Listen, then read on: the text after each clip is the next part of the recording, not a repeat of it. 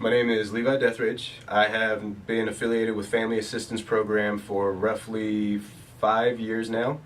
When I first started at Family Assistance Program, I ran into them because when I was 15 years old, my father walked out on my family, and that put me in a position where I was then homeless. From that point, I ran into our house through a friend of mine who worked there, and I stayed through the shelter for 3 weeks. I did the full program, and was lucky enough at that point to find a family friend who was willing to take me in, and I stayed with them for a while.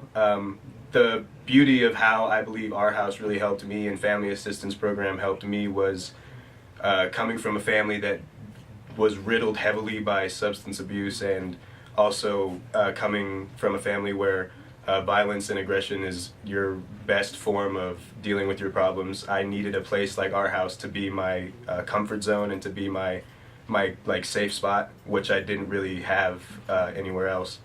And it was beautiful for me because it gave me tools and the ability to better cope outside of our house, and it gave me the ability to make everywhere I was my comfort zone and my safe spot.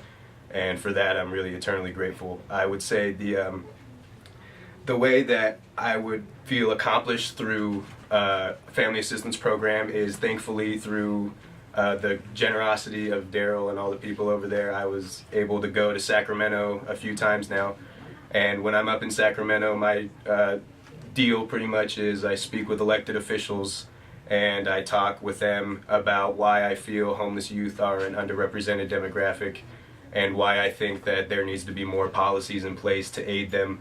And while I'm there, I have been recently, in the most recent trip up there, I've been added to the board of directors for the California Coalition for Youth, which is the organization that Family Assistance Program is a member organization of.